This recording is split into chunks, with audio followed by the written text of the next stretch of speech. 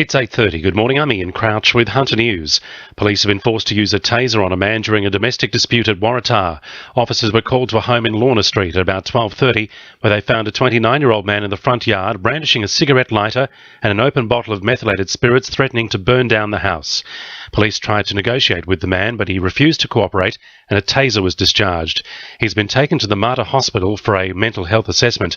The man's former partner, who lives at the address, was not harmed during the incident. A 40-year-old man has been arrested after police allegedly found a loaded rifle in his car at Stockton. Patrolling police stopped a vehicle on Mitchell Street at about 2 this morning. They searched the car after checks revealed the man was wanted on outstanding warrants. He's been refused bail and will front Newcastle local court today.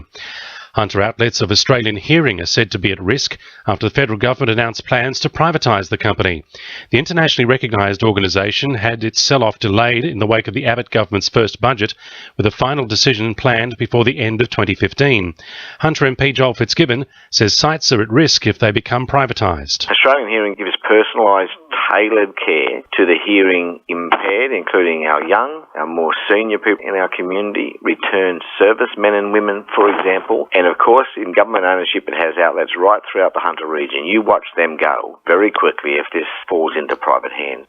A Muslim family from Singleton has been the victim of threats and online abuse.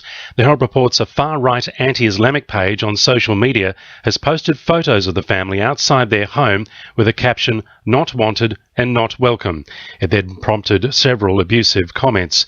Police say the posts are rubbish and the page is being run by people who are ill-informed and not very brave for hiding their identities. The Lock the Gate Alliance and hunter farmer Ian Moore are joining forces to fight for landholders and traditional owners' rights. The Jerry's Plains farmer fought against Doyles Creek mining 4 years ago in the Land and Environment Court to protect his land from mining exploration. They're now calling on the government to commission an inquiry to investigate whether the gas industry has engaged in improper conduct with landowners.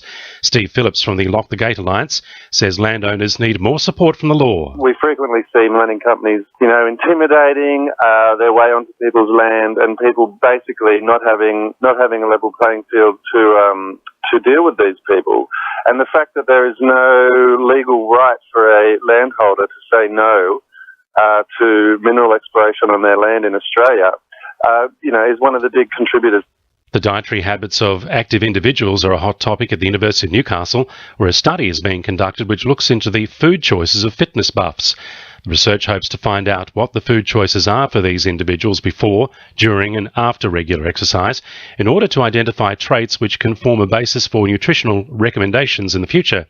Researcher Dr. Tamara Butcher says there's been so much study concerning the diets of overweight people and inactive people, and it would be beneficial to look to the other side. Usually people look at what people that have a problem do and try to assess what they are doing wrong, but it's just another way to look at it if you start with the people that do something right and then see what they are doing right.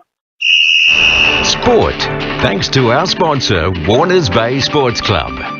Newcastle Jets veteran Ben Kantarovski will take another step closer to a club record when he hits the field in their clash against Sydney FC tonight.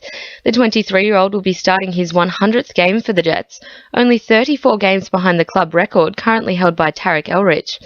Kantarovski says he feels the same running onto the field now, no matter how many games he's played. When I debuted, I was 16, still that same butterflies in the stomach and a good sort of nervous feeling going out there and representing Newcastle. Despite missing his chance to seal a World Championship tour berth, Merewether surfer Ryan Callanan is still a top contender to join surfing's elite.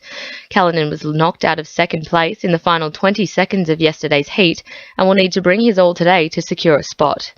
And in racing, Maitland trainer-driver Darren Elder will have one last chance to qualify for the Inter-Dominion final when he drives Shannon Zablast in tonight's third round of heats at Gloucester Park.